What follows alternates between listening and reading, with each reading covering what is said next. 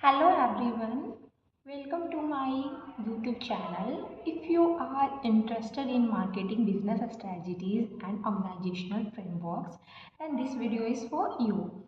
Today we are diving into a powerful comparison between McKinsey's 7S framework and Deloitte innovative approach to organizational strategy. Their CS framework. McKinsey completely works on 7S framework, a cornerstone of strategic management, has been widely adopted by organizations worldwide. On the another hand, if I talk about Deloitte Consulting is a global leader in professional services, offering a wide range of consulting solutions from strategy and operations to technology and human capital. Deloitte's forward thinking Deloitte का दूर तक technology के तरीके से एक new innovative तरीके से सोचना, एक आइडिया रखना, उसको टाइम के अनुसार बदलना, अपडेट करते रहना, आज की मॉडर्न टेक्नोलॉजी एरा में इसमें डिलॉयट को अदर कंपनियों से वो थोड़ा डिफरेंट बनाता है, जो उन्हें टॉप पर if I talk about business funnel, तो डिलॉयट इस वजह से बिजनेस फनल के टॉप पर है. Both firms are at the top four front of saving futures की बात करें तो करियर अपॉर्चुनिटीज़ प्रोवाइड करने में एंड बिल्ड इंडस्ट्रीज़ को सक्सेसफुल बनाने के लिए दोनों कंपनियां एज अ ग्लोबल लीडर काम कर रही है. The purpose of this video is to compare McKinsey's 7S framework with Deloitte's approach to organizational strategy, highlighting their differences in structure, strategic focus and adaptability for business success. So अब हम बात कर लेते हैं मैकेंजी के 7S वाली strategy की. So first one, we are talking about 7S. So first one is strategy. Strategy क्या होती है? Strategy is a plan to gain competitive advantage. Strategy क्या है? एक तरह की प्लान है जो हम अपने आने वाले टाइम पे हम क्या करने वाले हैं, आगे किस तरह से हम अपने बिजनेस में आगे बढ़ने वाले, ये एक स्ट्रेटजी कहलाती है. ये प्लान जो है एक स्ट्रेटजी कहलाती है कि हम कैसे आज के एडवांटेज में, लाइक कभी बात करते हैं डिजिटल मार्केटिंग की, तो डिजिटल मार्केटिंग में जो हम रेगुलर पोस्ट करते हैं, क्या पोस्ट करने वाले हैं, उसकी प्लान हमें पहले बनानी पड़ती है. जो प्लान हम पहले बनाते हैं ना, उसको हम लोग स्ट्रेटजी कहते हैं. Second one is structure. Structure क्या होता है? ऑर्गेनाइजेशन हम किस तरह से क्रिएट करते हैं, organisational hierarchy and flow of information. हमारे इंफॉर्मेशन कैसे, लाइक पहले फर्स्ट वन पे हमारे CEO लोग आते हैं, फिर हमारे आ जाएंगे ऑपरेशनल मैनेजर्स, फिर हमारे आ जाएंगे टीम लीडर्स, फिर एम्प्लॉयज. तो it's called structure. The way they work, it's called structure. Third is system. Procedures and process followers. जो प्रोसेस में जो वर्क होता है ना, वो सिस्टम्स के अंदर आता है. Systematic work called systems. Fourth one is shared values. Core belief, मतलब एक कोर बिलीफ किसी भी कंपनी के अंदर कोर बिलीफ जो होती है बहुत मैटर करता है. It is the guide for the organisation. It is like a guide. Like हाँ, मैं किसी पे बिलीव करूँगी तभी तो मैं अपने अंदर का काम उसको हैंड ओवर कर सकती हूँ. सो एक shared value is also matter for an organisation. Style, leadership style, मतलब लीडरशिप के जरिए काम करना, वर्क कल्चर हम जिस तरह से क्रिएट करते हैं, दैट इज कॉल्ड स्टाइल. क्या जाते हैं स्टाफ. ये this is a resource capabilities. आप अपने रिसोर्स को कैसे बनाए रखते हैं, दैट कम्स इन स्टाफ. उसका ज़्यादा स्किल्स. मैकेंजी के अंदर एक एनवायरनमेंट है, उस ऑर्गेनाइजेशन के अंदर ही एक एनवायरनमेंट है. उन्होंने एक कंपेटिटिव इन्वायरमेंट क्रिएट कर रखा है अपने ऑर्गेनाइजेशन के अंदर।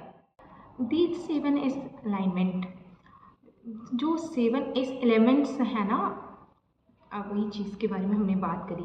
7 is elements of McKinsey and company. Align strategy, structure and culture, मतलब वो जो है बिल्ड करते हैं मैकेंजी एंड कंपनी के स्ट्रक्चर और स्ट्रेटजी को, कि हम अपने ऑपरेशंस को कैसे रन करें, अपने ऑर्गेनाइजेशन को कैसे आगे ग्रोथ में इफेक्टिवनेस बोले तो प्रभावी रूप से सस्टेनेबल ग्रोथ कैसे दें। So Deloitte completely focuses on innovation, agile frameworks, digital transformation and human capital management. Their approach help businesses adapt quickly to market changes, implement, मतलब वो इस तरह उनकी कंसल्टेंट इस तरह से हेल्प करती है कि अदर बिजनेसेस जो हैं किसी भी चीज़ को क्विकली अडाप्ट कर ले, जो हमारे मार्केट में ट्रेंड है, बिजनेस में ट्रेंड है, उस चीज़ को अडाप्ट कर ले। So adoption is there work culture, their organizational behavior. So cutting edge technology and prioritize employee engagement for long-term growth is completely key focus of Deloitte. Hey, here is 4 major key differences between Deloitte Consulting and McKinsey and Company.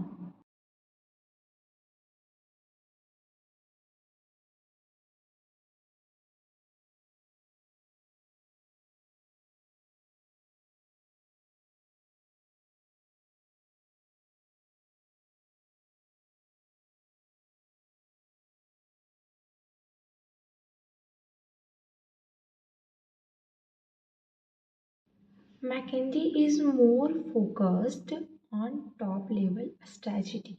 मतलब McKenzie ने ना खुद को अपने strategy के जरिए top level पे बना रखा है। एंड अगर मैं बात करूँ डिलॉयट की, तो Deloitte has adopted digital transformation.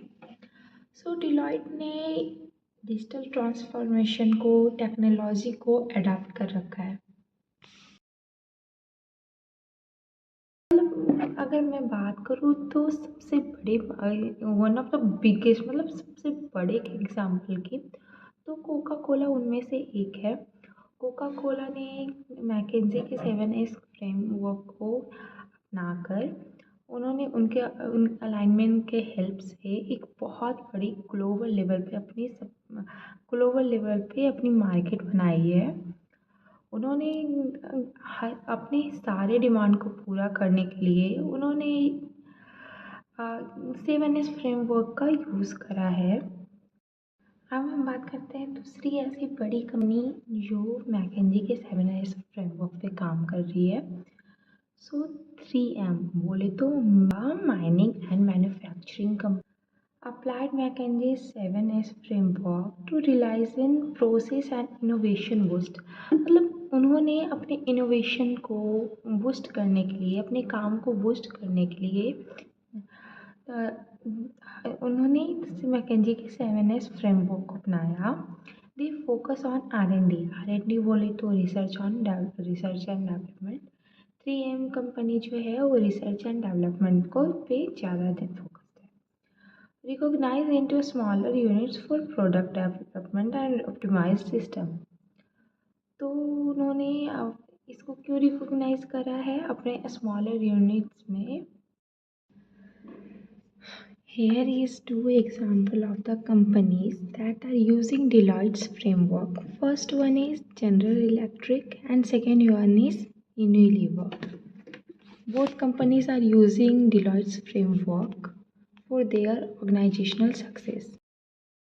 Deloitte is the largest professional firm which operates in 150 countries। मतलब डिलॉयट जो है 150 से भी ज़्यादा देशों में अपनी कंपनी को रन कर रहा है।